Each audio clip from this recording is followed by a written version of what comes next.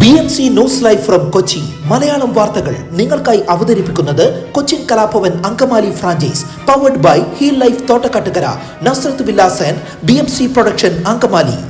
നമസ്കാരം. എടത്തല പഞ്ചായത്തിലെ മലയാളം വാർത്തകളിൽ ഡെങ്കിപ്പനി പടർന്നു. വാഴക്കുളം ബ്ലോക്ക് പരിധിയിലും ആലുവ മേഖലയിലും ഡെങ്കിപ്പനി കൂടുതലുള്ളത് എടത്തല പഞ്ചായത്തിലാണ്. കടുത്ത വേനലിലും ഡെങ്കിപ്പനി പടരുന്നത് ആരോഗ്യ പ്രവർത്തകരെ ആശങ്കപ്പെടുത്തുന്നുണ്ട്.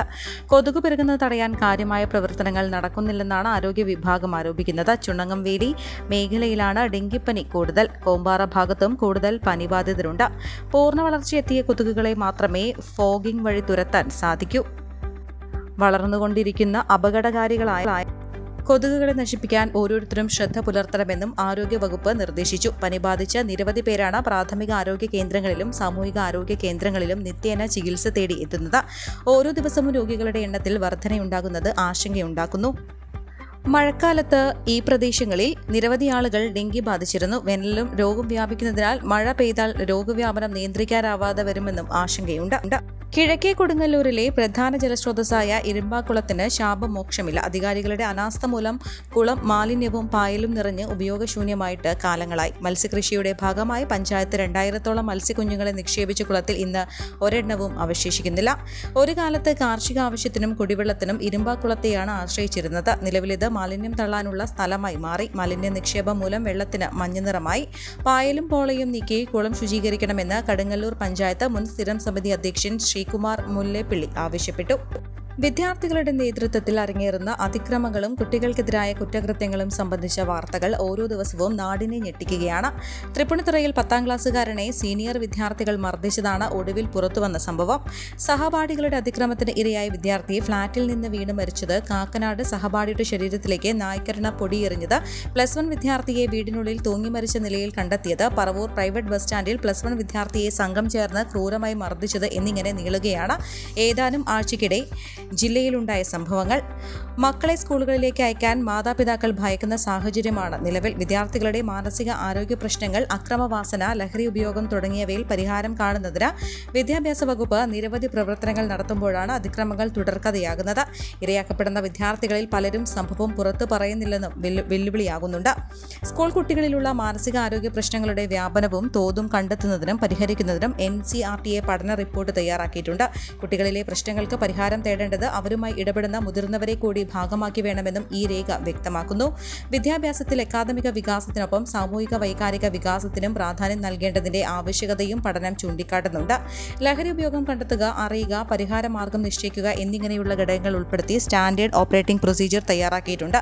ഇതിൽ കേസുകൾ റിപ്പോർട്ട് ചെയ്യുന്നത് സംബന്ധിച്ച് പ്രൈമറി, സെക്കൻഡറി തലത്തിലെ എല്ലാ അധ്യാപകർക്കും കൃത്യമായ ധാരണ അവധിക്കാല അധ്യാപക പരിശീലനത്തിൽ നൽകിയിട്ടുണ്ട്. സ്കൂളുകളിൽ പ്രവർത്തിക്കുന്ന ജാഗ്രതാ സമിതികളും ക്യാമ്പസിനുള്ളിലെ ലഹരി ഉപയോഗം നിരീക്ഷിക്കുന്നതിന് തടയുന്നതിനുള്ള പ്രവർത്തനങ്ങളും നടപ്പിലാക്കുന്നുണ്ട്. ഹയർ സെക്കൻഡറി തലത്തിൽ കുട്ടികളുടെ മാനസിക ആരോഗ്യ സംബന്ധമായ പ്രശ്നങ്ങൾ ഏറ്റെടുക്കുന്നതിനും പിന്തുണ നൽകുന്നതിനും വേണ്ടി സൗഹൃദ എന്ന പേരിൽ ക്ലബ്ബുകൾ പ്രവർത്തിക്കുന്നുണ്ട്. ഇതിന്റെ കോർഡിനേറ്റർമാരായ അധ്യാപകർക്ക് വിവിധ തലങ്ങളിലുള്ള പരിശീലനങ്ങൾ സംഘടിപ്പിക്കുന്നുണ്ട്.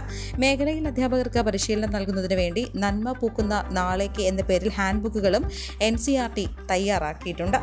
നായ്ക്കളെ വീട്ടിൽ കൂട്ടത്തോടെ വളർത്തുന്നതുമായി ബന്ധപ്പെട്ട പരാതി ഉയർന്നതോടെ റവന്യൂ വകുപ്പ് കളക്ടർക്ക് റിപ്പോർട്ട് നൽകി. പരിസരവാസികൾക്ക് പ്രയാസം നേരിടുന്നതായി ചൂണ്ടിക്കാട്ടി കളക്ടർ പരാതി നൽകിയിരുന്നു. ഇതേ തുടർന്ന് വില്ലേജ് ഓഫീസർ ആലീസിന്റെ നേതൃത്വത്തിൽ റവന്യൂ വകുപ്പ് സ്ഥലം സന്ദർശിച്ച കളക്ടർക്ക് റിപ്പോർട്ട് നൽകി. കുന്നത്തനാട് പഞ്ചായത്തിലെ 10ാം വാർഡ് വെമ്പിളിയിലാണ് ഇത്തരത്തിൽ വീട് വാടകയ്ക്കെടുത്ത് 30ലധികം നായ്ക്കളെ വളർത്തുന്നത്. പട്ടികളുടെ കൂട്ടത്തോടെയുള്ള കുര മൂലം പരിസരത്ത് താമസിക്കാൻ കഴിയാത്ത അവസ്ഥയാണെന്നും ചില സമയങ്ങളിൽ അസഹനീയ ദുർഗന്ധമാണെന്നും നാട്ടുകാർ പറയുന്നു. കോവിഡാനന്തര കാലഘട്ടത്തിൽ ജീവനശൈലി രോഗങ്ങളുള്ളവർക്ക് സന്തുലിതമായ ആരോഗ്യ പരിപാലനത്തിന് ആലുവയ്ക്കടുത്ത് തോട്ടക്കാട്ടുകര ജംഗ്ഷനിൽ ഹീൽ ലൈഫ് തുറന്ന പ്രവർത്തനം ആരംഭിച്ചിരിക്കുന്നു. ഫിസിയോതെറാപ്പി, സൈക്കോളജി, ആയുർവേദ ചികിത്സകൾക്കായി 8089011772 ബന്ധപ്പെടാവുന്നതാണ്.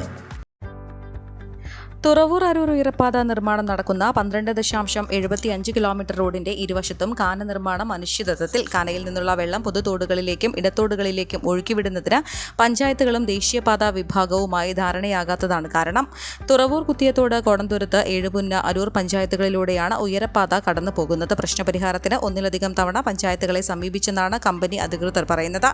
2.5 മീറ്റർ വീതിയിൽ 3 മീറ്റർ താഴ്ചയിലാണ് കാന നിർമ്മാണം. 15 കോടി രൂപയാണ് ഇതിനായി നീക്കിവെച്ചത്. കാനയുമായി ബന്ധിപ്പിച്ച് കുറഞ്ഞത് 150 മീറ്റർ ഇടവിട്ട് പഞ്ചായത്തുകളുടെ പരിധിയിലുള്ള ഇടത്തോടുകളിലേക്ക് വെള്ളം ഒഴുക്കിവിടാൻ സൗകര്യം ഏർപ്പെടുത്തിയാൽ മാത്രമേ കാന നിർമ്മാണം കൊണ്ട് പ്രയോജനം ലഭിക്കൂ. അരൂർ മുതൽ തുറവൂർ വരെയുള്ള റോഡിൽ കുത്തിയത്തോട്, ചന്തിരൂർ എന്നിവിടങ്ങളിൽ പ്രധാന പൊതുതോടുകളിലേക്കും അരൂർ ബൈപ്പാസിന് സമീപമുള്ള കൈതപ്പുഴ കായലിലേക്കുമാണ് കാനയിലൂടെ എത്തുന്ന വെള്ളം ഒഴുക്കിവിടാൻ സാഹചര്യമുള്ളത്. അടുത്തടുത്തുള്ള തോടുകളിലേക്ക് വെള്ളം ഒഴുക്കിവിടാൻ പഞ്ചായത്തുകൾ അനുമതി നൽകിയില്ലെങ്കിൽ ചെറിയ മഴയിലും പാതയോരത്തുള്ള കടകളെയും വീട്ടുകാരെയും ദുരിതത്തിലാക്കി വെള്ളക്കെട്ട് രൂപപ്പെടും. കാലവർഷം തുടങ്ങുന്നതോടെ വെള്ളക്കെട്ടിന് സാധ്യതയേറും. കഴിഞ്ഞ ദിവസം ദലീമ ജോജോ MLAയുടെ നേതൃത്വത്തിൽ പഞ്ചായത്ത് ജനപ്രതിനിധികളെ പങ്കെടുപ്പിച്ച് യോഗം ചേർന്നിരുന്നു. എന്നാൽ തീരുമാനം ആയില്ല. ഈ വാർത്തയോടുകൂടെ BMC റേഡിയോ മലയാളം വാർത്തകൾ സമാപിക്കുന്നു. നന്ദി, നമസ്കാരം.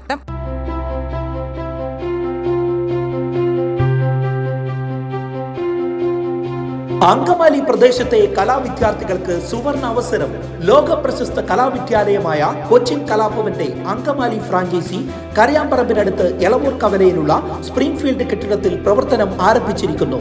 Classical dance, cinematic dance, Carnatic music, Zumba dance എന്നീ വിഷയങ്ങളിൽ പ്രഗത്ഭരായ അധ്യാപകർ ക്ലാസുകൾ നയിക്കുന്നു. കൂടുതൽ വിവരങ്ങൾക്ക് ബന്ധപ്പെടുക 9995208614.